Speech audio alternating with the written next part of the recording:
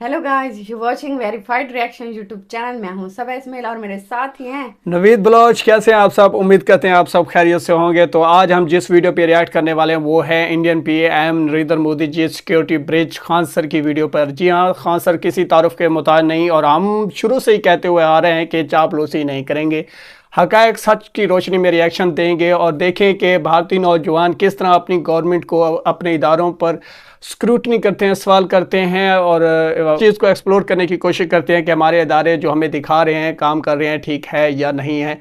मज़ीद बातें इस वीडियो के बाद। आए सबसे पहले ये वीडियो देखते हैं। जय हिंद। देखिए, अभी हमारे प्राइम मिनिस्टर का जो दौरा था, पंजाब दौरा, और काफी डिस्टर्ब रहा। इसमें कई सारे सिक्योरिटी ग्लिच भी आए थे सब। यहाँ हम लोग समझते हैं कि क्या क्या कमी हुई थी, क्या गड़बड़ी हुई थी, कौन किया था, ये सब के लिए हम लोग को बहस नहीं। इस गलती से आगे न दोहराया जाए। कहाँ कहाँ मेन जो की पॉइंट्स थे जहां पर इसको ध्यान रखना चाहिए था, वो उसको हम समझते हैं। देखिए, मेनली था हमारे प्राइम मिनिस्टर का पंजाब में दौरा था, जहां पर वो कई सारी योजनाओं का भी उद्घाटन करने वाले थे। ये चुनावी रैली भी थी, लेकिन कई सारे विकास की योजनाओं में भी था, कई बहुत महत्वपूर्ण योजनाएं भी थी। तो दिल्ली से ये भटिंडा गए थे बाई फ्लाइट। भटिंडा से हेलीकॉप्टर से जाना था हुसैनी वाला, फिर वहां से जाना था फिरोजपुर। हेलीकॉप्टर जो था MI-17V5, वही वाली जो बिपिन रावत सर का जो क्रैश हुआ था। तो हेलीकॉप्टर को पहले 2 बार उड़ा के देखा गया, मौसम बहुत खराब था, तो लास्ट टाइम पे डिसीजन लिया गया कि सड़क से जाना है। सड़क से जाने था हुसैनी वाला, उसके बाद यहाँ से 25 किलोमीटर आगे फिरोजपुर। ये दोनों ही जगह जो है पाकिस्तान बॉर्डर के एकदम करीब है। लेकिन हुसैनी वाला से पहले ही फ्लाईओवर पे हमारे प्राइम मिनिस्टर का जो कॉन्वॉय था, काफिला रुक गया। अब इसको टोटल एक एक करके हम लोग समझते हैं। प्राइम मिनिस्टर की सिक्योरिटी बहुत प्राइम लेवल की होती है, सबसे बेस्ट सिक्योरिटी मानी जाती है। इनके काफिले में जितनी गाड़ियां होती है बुलेट प्रूफ होती हैं। अभी सुने होंगे 7 करोड़ की एक गाड़ी आई है, बुलेट प्रूफ गाड़ी। काफी जबरदस्त गाड़ियां होती हैं इनमें।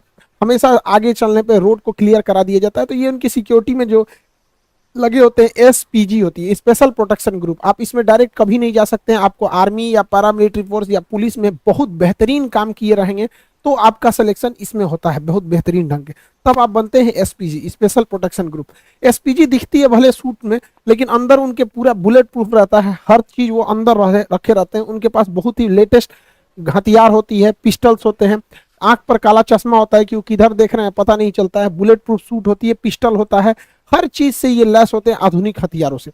प्राइम मिनिस्टर के पास 3 लेयर की सिक्योरिटी होती है। इनके सबसे पहले आसपास में जो होते हैं वो SPG के कमांडो होते हैं। SPG कमांडो के घेरा के बाद जो होती है वो पैरामिलिट्री के कमांडोज होते हैं। और उसके बाहर जो घेरा होता है उसमें पुलिस होती है। पुलिस के बाहर जो घेरा होता है उसमें ट्रैफिक पुलिस होती है। तो मेनली सिक्योरिटी के लिए 3-3 लेयर की सिक्योरिटी होती है। तो आप ये समझ सकते हैं कि हमारे प्राइम मिनिस्टर के लिए कितनी जबरदस्त लेयर की सिक्योरिटी होती है।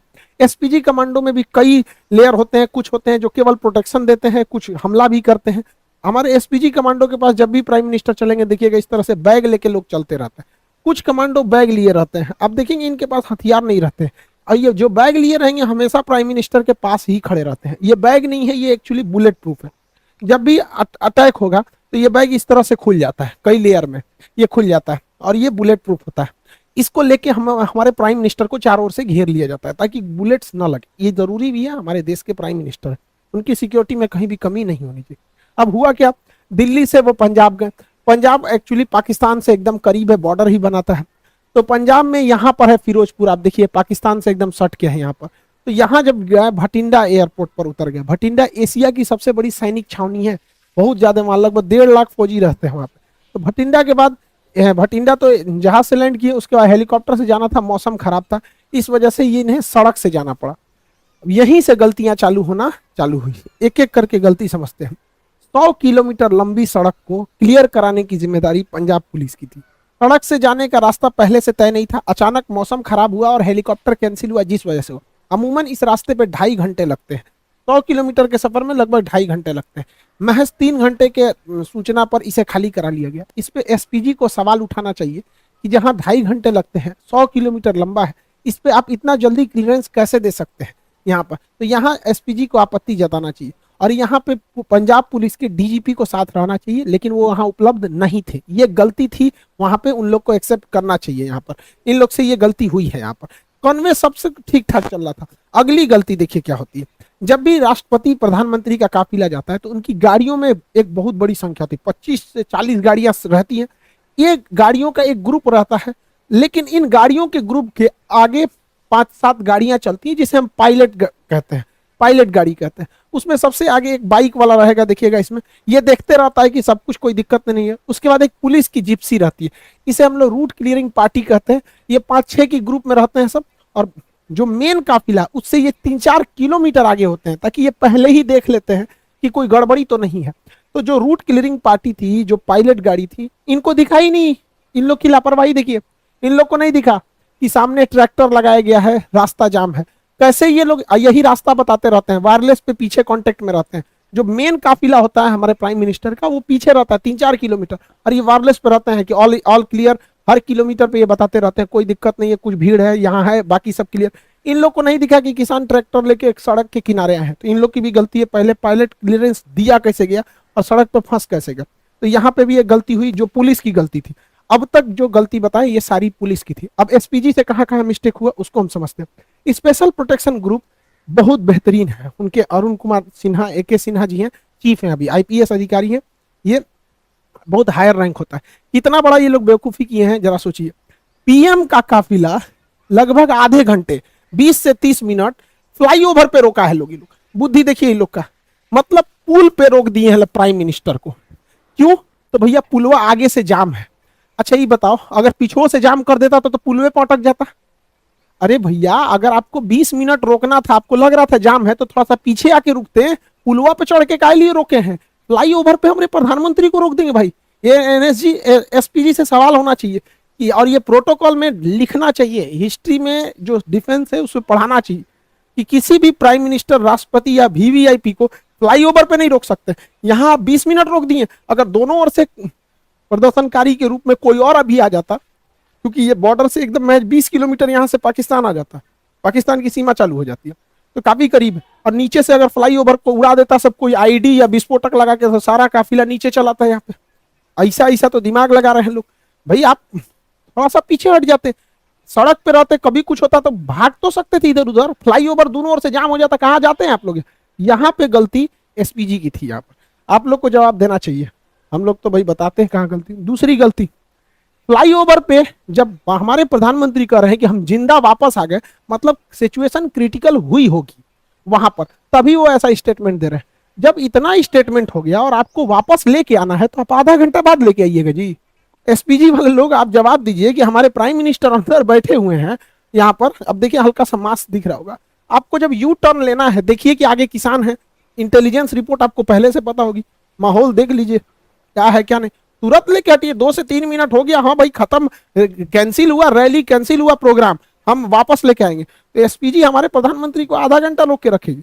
यहाँ SPG को भी जवाब देना पड़ेगा कि आप आधा घंटा काहे लिए रोक के रखे, वापस तुरंत लेके आना चाहिए। अगली गलती सुनिए ध्यान से, गृह मंत्रालय के अंडर में आता है खुफिया एजेंसी, इंटेलिजेंस ब्यूरो, और गृह मंत्रालय है, और हमारे अजीत डोभाल साहब, इनकी योग्यता पे तो कोई शक नहीं है। लेकिन इंटेलिजेंस ब्यूरो और रॉ तो खैर बाहर में काम करती है, लेकिन यहाँ जिम्मेदारी टोटल इंटेलिजेंस ब्यूरो। ये इंटेलिजेंस ब्यूरो को ये पता होना चाहिए कि जब जहाज हवाई मार्ग से मार्ग जब कैंसिल हुआ है, तो जो रास्ता जा रहा है वो ग्रामीण मालवा होके जा रहा है भटिंडा के लिए, भटिंडा से ग्रामीण मालवा होते हुए ये हुसैनी वाला और फिरोजपुर जा रहा है। और ग्रामीण मालवा का जो क्षेत्र है वो एकदम हॉट पॉइंट बना हुआ है प्रदर्शनकारी के लिए। तो इंटेलिजेंस ब्यूरो ने कैसे क्लियरेंस दे दिया कि अभी देख रहे हैं इतना बड़ा प्रोटेस्ट हुआ था, इतना बड़ा भीषण कई घटनाएं हुई, अभी किसानों में भी कुछ रोष था जो लखीमपुर की घटना को लेकर, ये सब। तो इंटेलिजेंस ब्यूरो को क्लियरेंस कैसे दे दिया कि भैया उस रूट से ले जा रहे हो जहां प्रदर्शन का केंद्र बना हुआ है, वो भी हमारे प्रधानमंत्री को। प्रधानमंत्री देश का होता है, किसी पार्टी का नहीं होता है, तो देश सर्वोपरि होना चाहिए। तो इंटेलिजेंस ब्यूरो का भी यहाँ फेल्योर है, सबको जवाब देना चाहिए यहाँ पर। लेकिन मीडिया वाले ये सब सवाल तो पूछेंगे नहीं। हालांकि प्रधानमंत्री जब वापस आए तो उन्होंने हमारे प्रेसिडेंट साहब से भी मुलाकात किया। अब इस पे अटकलें ये भी लगाई जा रही है कि आर्टिकल 356 लगा के राष्ट्रपति शासन यानी राजकीय आपात, स्टेट इमरजेंसी लगाई जाएगी। हालांकि ये इतना आसान नहीं है, और लगा देता तो भी ठीक है था। इलेक्शन होने वाला है, प्रेसिडेंट रूल रहने के बाद थोड़ा सा ठीक ठाक से रहता है। हालांकि ये बहुत वर्स्ट कंडीशन में ही इसे लगाया जा सकता है।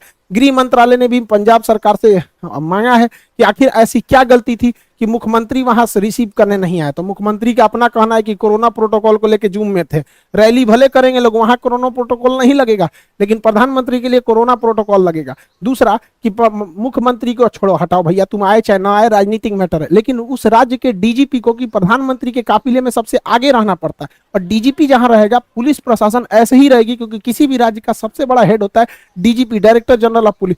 राष्ट्रपति प्रधानमंत्री के काफिले में डीजीपी नहीं थे, ये तो एकदम सरासर गलत है। तो पंजाब पुलिस को इस पे जवाब देना चाहिए। हालांकि गृह मंत्रालय ने इन लोगों से जवाब तलब किया है कि आप लोग वहां पर डीजीपी उपलब्ध क्यों नहीं थे। लेकिन लौटते समय जो कहा जा रहा है कि प्रधानमंत्री ने किसी अधिकारी को कहा कि अपने मुख्यमंत्री को थैंक्स कहना कि हम जिंदा वापस आ गए, ये स्टेटमेंट थोड़ा सा अलग है। देखिए, अगर ये स्टेटमेंट केवल हिंदुस्तान के लोग सुन रहे हैं, ये स्टेटमेंट केवल भारत तक रह जाए, तब तो कोई दिक्कत नहीं है। लेकिन जरा सोचिए, एक विदेशी मीडिया जब इसे सुनेगी तो क्या सोचेगी कि कोई प्रधानमंत्री अपने देश में कह रहा है कि हम सुरक्षित जिंदा वापस आ गए। आप ये बोल सकते थे प्रधानमंत्री के कार्यालय के जो भी अधिकारी हैं कि हम सुरक्षित वापस आ गए, लेकिन जो होता है ना कि जिंदा वापस आ जाए, काफी हार्ड वर्ड हो जाता है ये, कि मतलब आपने ऐसा बोल रहे हैं, क्योंकि देश आप ही का है। अल्टीमेटली आप कहीं भी जाते हैं तो हमारे प्रधानमंत्री से ही हमारी पहचान होती है। कोई राज्य के मुख्यमंत्री को नहीं जानता है, किसी को नहीं पता कि अमेरिका के 50 राज्यों में किसी एक राज्य का मुख्यमंत्री का नाम, सब वहां जो बाइडेन को जानते हैं। अगर मान के चलिए पुतिन कहते हैं कि बहुत धन्यवाद कहते हैं उस राज्य के मुख्यमंत्री को कि हम जिंदा वापस आ गए, तो भारत के लोग क्या सोचेंगे? आपको जानकर ताज्जुब होगा, चीन का राष्ट्रपति शी जिनपिंग पिछले 2 साल से कहीं नहीं गया है, क्योंकि वहां गृह युद्ध का माहौल चल रहा है, लेकिन उसकी मीडिया ने इसको छुपा के रखा है। उसके प्रधानमंत्री वर्चुअल मीटिंग में जाते हैं, अभी तक कहीं 2 साल से बाहर नहीं निकला है, क्योंकि आंतरिक कलह चल रहा है। तो ये जो स्टेटमेंट है, अगर इंडिया तक में है तो कोई दिक्कत नहीं, किसी को भी कोई दिक्कत नहीं, लेकिन खुद से सोच के देखिए, जो बाहरी मीडिया, ये इंटरनेशनल जो लीडर हैं, ये क्या सोचेंगे? क्योंकि जब ये लोग भी भारत में आते हैं ना, तो इन लोगों की भी सिक्योरिटी एसपीजी और एनएसजी कमांडो ही कहती है। तो कल को ये सब भी कहेगा सब भैया, तो आप अपने कह रहे हैं कि हम जिंदा वापस आ गए, तो विदेश में थोड़ी सी छवि खराब होगी। खुद हमारे प्रधानमंत्री कहते हैं, इतने दिलेर हैं, आप दिलेरी की बात कहते हैं, बिना बताए 2015 में नवाज शरीफ की पोती की शादी में गए थे। हमारा सबसे बड़ा दुश्मन, जहां से कभी हमारी दोस्ती की कोई उम्मीद नहीं रहती थी, पाकिस्तान, हमेशा कभी टेररिस्ट अटैक, कभी कश्मीर का इशू, वहां हमारे प्रधानमंत्री, देखिए यहाँ पे 2015 में नवाज शरीफ की पोती की जब शादी थी, ग्रैंड डॉटर की, बिना बताए चले गए थे अफगानिस्तान दौरे पे, वहां से अचानक चले आए वहां पर। तो वहां पे इन्होंने नहीं कहा कि हम जिंदा वापस आ गए, जबकि जब वहां पे प्रधानमंत्री जब गए थे 2015 में, हम लोग न्यूज देखे, लोग धक धक कर रहा था, अरे भैया बिना बताए गए हो वहां जगह। क्योंकि काफी मोदी जी जो है पाकिस्तान को लेकर पीओके के लोग काफी हार्ड डिसीजन लेते हैं, तो थोड़ा सा आदमी को भी रहता है कि हमारा प्रधानमंत्री दुश्मन के घर में गया। और वो भी जो गए थे ना, भारत के हेलीकॉप्टर नहीं था, नवाज शरीफ के अपने हेलीकॉप्टर में बैठ के गए थे। पता नहीं पाकिस्तानी हेलीकॉप्टर चाइना से खरीदा था, क्या होता क्या नहीं। तो वहां पे ये स्टेटमेंट नहीं था, ऐसा नहीं होता। कह देना चाहिए था कि हाँ सिक्योरिटी में बहुत ग्लीच हुआ, सिक्योरिटी में ऐसा नहीं होना चाहिए। लेकिन एक होता है ना जिंदा वापस आना, वो भी प्रधानमंत्री के मुंह से थोड़ा सा ऑकवर्ड सा लगने लगता है। भैया तब हम लोग कहाँ जाएंगे भाई? प्रधानमंत्री के ऊपर हर महीने 50 करोड़ रुपए खर्च होते हैं सिक्योरिटी में। एक दिन में 1 करोड़ 60 लाख पर दिन का खर्चा है, अगर ये दिल्ली में बैठे हैं तो। और बाहर जाएंगे तो प्रतिदिन 2 से 2.5 करोड़ रुपए खर्च लगेगा। तो 2 करोड़ रुपए प्रतिदिन का खर्च के आधार पर अगर ऐसा स्टेटमेंट आता है, तो फिर एसपीजी को सोचना चाहिए भैया आप किस तरह की सिक्योरिटी दे रहे हैं कि प्रधानमंत्री करें। और ऐसा नहीं है कि केवल पहली बार जाम में फंसे। 2017 में नोएडा मेट्रो के उद्घाटन में खूब हमारे प्रधानमंत्री जाम में फंस गए थे, तो उस समय कुछ अधिकारियों को ट्रैफिक के सस्पेंड भी किया गया था। 2 बार फंसे थे 2018 में, समझना क्या कि नहीं। अब देखिए यहाँ पर पब्लिक है और ये हमारे प्राइम मिनिस्टर है, यहाँ से भी तो कुछ अगर अनहोनी रहना रहेगा तो यहाँ से भी हो सकता है। यहाँ पे अब यहीं पे देख लीजिए, यहाँ हमारे नितिन गडकरी साहब हैं, सड़क परिवहन मंत्री, यहाँ प्राइम मिनिस्टर, यहाँ पे पब्लिक इतनी ज्यादा, यहाँ पे भी इतना नहीं है। सिक्योरिटी बहुत सजग रहती है। अब वो जमाना नहीं है इंदिरा गांधी वाला या फिर राजीव गांधी वाला, लेकिन फिर भी देश के प्रधानमंत्री की सुरक्षा के साथ ऐसा खिलवाड़ अच्छी बात नहीं है। जो भी है गलत है, उसको सजा देनी चाहिए और रूल बुक में इसको रखना चाहिए कि कभी किसी फ्लाईओवर पे आधा घंटा तक किसी प्रधानमंत्री को वेट नहीं कराना चाहिए। और दोनों लोग से, प्रदर्शनकारियों को भी दूर रखना चाहिए हमारे काफिले से। बताइए, महज कुछ दूरी पर थे प्रदर्शनकारी, वहां से दिख रहे थे, और जो उनके समर्थक हैं हमारे प्राइम मिनिस्टर के, उन लोगों को भी कहते हैं कि तू लोग भैया काहे लिए उतना पास चलाया। यहाँ देखिए ये एसपीजी खड़ा है, ये हमारे प्रधानमंत्री की गाड़ी है, इसमें बैठे हुए हैं, ये उनके समर्थक है। तो भैया समर्थक लोग तुम भी दूर रहो, वरना तुम्हारे भेष में कोई भी आ सकता है, और विरोध वाले भी तुम भी दूर रहो। और इस पे हम लोग को लेसन लेना चाहिए। हम तो कहते हैं ना एक चीज कि देश में जब तक जितना बार इलेक्शन होगा ना कुछ तांडव होगा। आप देखिए बंगाल इलेक्शन में हुआ था, कितना वायलेंस हुआ। जब जब इलेक्शन होगा तब तब ऐसा होता रहता। हम तो कहते हैं कि इलेक्शन एक ही साथ होना चाहिए, स्टेट का भी और सेंट्रल का भी। जैसे 2019 में इलेक्शन हुआ तो जब लोग वोट डालने गए उसी समय वो सीएम का भी चुनाव करा लेते हैं, एक ही कमरे में 2 ईवीएम मशीन लगा देते। बार बार इलेक्शन कराने पे हमारे जो नेताओं को काम करना चाहिए वो भी नहीं करते, हर 3-4 महीना का गैप देके इलेक्शन में बिजी हो जाते हैं। अब जैसे 2024 में इलेक्शन होना है तो 2024 में ही क्या कर दीजिए भैया, अब एक ही साथ राज्यों का भी इलेक्शन करा लीजिए। ईवीएम जो मशीन होती है, ईवीएम मशीन यहाँ पे 2 लगा दीजिएगा। हाँ भैया पीएम वाला चुनाव है, लोकसभा का दे दीजिए, या सीएम वाला चुनाव है, दोनों वोट दीजिए, एक साथ खत्म करके बैलेंस कीजिए।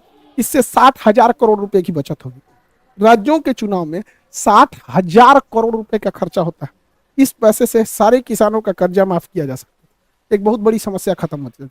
आपको क्या लगता है सेंट्रल और स्टेट दोनों का इलेक्शन एक साथ होना चाहिए कि नहीं? बार बार हम कब तक लड़ते रहेंगे? एक दूसरे के नाम पे, पार्टियों के नाम पे लड़ेंगे, कभी मजहब के नाम पे लड़ेंगे, कभी जाति के नाम पे लड़ेंगे, कभी पढ़ाई लिखाई की बात होती तो भैया 5 साल में एक बार लड़ लो, फिर मिलजुल के रहो अच्छे से। सेंट्रल वाले भी पूरा काम करते रहे, आधा समय तो चुनाव में बिजी रहता है। खैर जो भी हुआ गलत हुआ, प्राइम मिनिस्टर के साथ ऐसा नहीं होना चाहिए। हम लोग को भाई जहां जहां गलती हुई वो हम बताएं, कौन गुनहगार है उसको सजा देना सेंट्रल का काम है, सेंट्रल अच्छे से करेगी। आई होप आप समझ गए होंगे। मिलेंगे नेक्स्ट क्लास में। जय हिंद। बहुत आला यकीन मानिए, खान सर ने बहुत ही बेहतरीन तरीके से अपने इदारे को तनकीद भी की है, साथ साथ सॉल्यूशंस की तरफ भी तवज्जो दिया, और ये जो आइडिया दिया है कि इस तरह के सिक्योरिटी प्रोटोकॉल्स में अगर इस तरह की कोई गफलत पाई जाती है तो उसे स्टडी का हिस्सा बनाया जाए, उस पर स्टडी कराई जाए, और इस तरह के आइंदा हादसात और इस तरह के गैप जो है, सिक्योरिटी ब्रिज गैप जो है पैदा ना हो। लेकिन डिस्कस का आगाज़ करते हुए मैं आपको ये बता दूं कि किसी भी मुल्क का सदर हो, वज़ीर आज़म हो, ये वीवीआईपी सिक्योरिटी प्रोटोकॉल में आते हैं, और वीवीआईपी सिक्योरिटी प्रोटोकॉल बहुत ही ज़्यादा सख्त सिक्योरिटी होती है। ठीक है, खान साहब ने बिल्कुल ठीक कहा है कि ये वीवीआईपी सिक्योरिटी प्रोटोकॉल में 3 लेयर्स होती हैं। सबसे पहले ट्रैफिक को ले लेते हैं, जी हाँ, ट्रैफिक के मामलात को संभालने के लिए ट्रैफिक पुलिस होती है। फिर दूसरे नंबर पर लॉ एंड ऑर्डर सिचुएशन, जो हंगामी सूरत हाल होती है, उसको कंट्रोल करने के लिए पुलिस होती है। पाकिस्तान में हम कहते हैं सूबाई पुलिस, और आप भारत में कह सकते हैं स्टेट पुलिस। तो नंबर 3 पे जो आती है वो है आर्मी के कमांडोज, जी हाँ, आपके एसपीजी कमांडोज। अगर पाकिस्तान की बात की जाए तो एसएसजी कमांडोज, और भारत की बात की जाए तो एसपीजी कमांडोज। एसपीजी कमांडोज और इंडियन आर्मी, आपको पता है वर्ल्ड क्लास आर्मी है, दुनिया की 4थी बड़ी आर्मी है इंडियन आर्मी, और एसपीजी कमांडोज जो है उनका बहुत बड़ा मकाम है। कमांडो पर तो हम मूवीज़ भी देखते रहे हैं, यहाँ पे मैं थोड़ा सा आपको इस अंदाज से समझाऊँ कि जो इंडियन मूवीज़ हैं कमांडोज़ की, वो भी देखने वाली होती हैं, तो फिर इंडियन कमांडोज़ की क्या ही बात है।